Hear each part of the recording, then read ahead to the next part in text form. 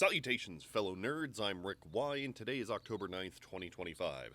Set your calendars for January 5th for the trial of FBI Director James Comey.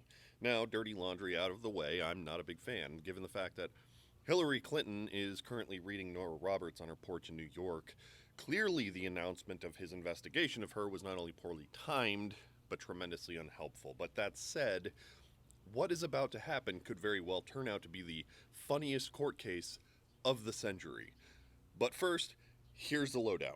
For those of you not terminally online, James Comey is facing federal charges stemming from his testimony before Congress in 2020.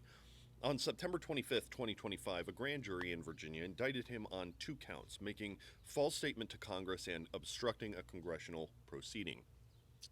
The charges relate to Comey's denials during a Senate Judiciary Committee hearing that he had authorized anonymous leaks to the media regarding the FBI's investigation into Russian interference in the 2016 election. The charges were brought only 5 days before the statute of limitations would have absolved him of any wrongdoing. The problem here is just 4 days before that, Trump brain farted onto his ironically named social media platform, quote, "Pam, I have reviewed over 30 statements and posts saying that it's essentially the same old story as last time. All talk, no action. Nothing's being done. What about Comey, Adam Shifty Schiff, Letitia? They're all guilty as hell, but nothing is going to be done." You see, this alone undermines the entirety of their case and demonstrates that this is politically motivated, not with any semblance of legitimate jurisprudence. But it gets funnier.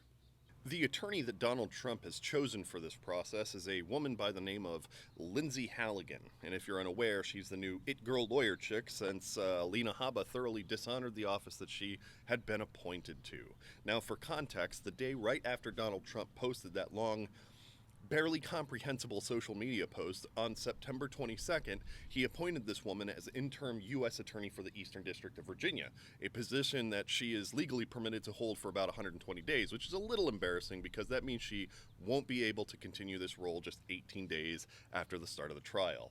Her appointment followed the dismissal of Eric Siebert, who reportedly declined to prosecute former FBI Director James Comey and New York Attorney General Letitia James due to, wait for it, insufficient evidence.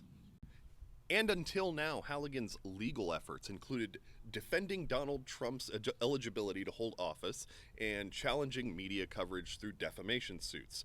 She also worked to dissuade the Department of Justice from indicting Trump over the classified documents case. And on top of that, this person also has zero prosecutorial history. She's never tried or prosecuted a case, but she's just stepped in it in front of a judge already, because she just admitted that out of the 100 attorneys that she has in her office, not a single one is willing to actually step up to the plate and prosecute this case. And Raw Story reports that, quote, legal experts and reporters who were in the courtroom is that the U.S. Attorney's team was woefully unprepared.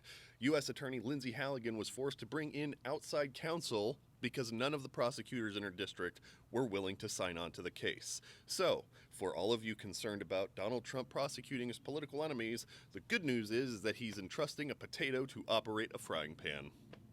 I'm going to be following this one closely as it unfolds.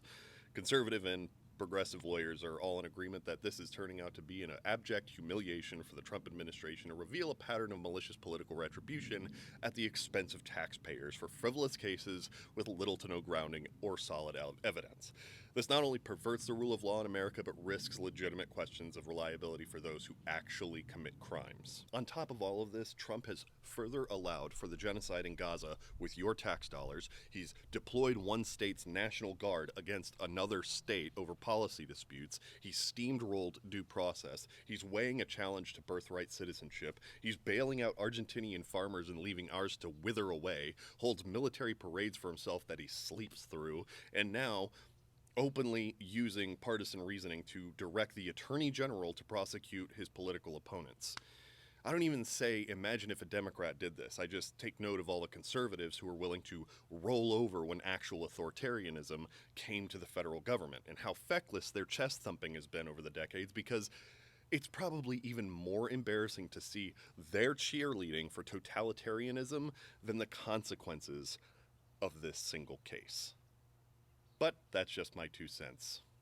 Y'all come back now. You hear?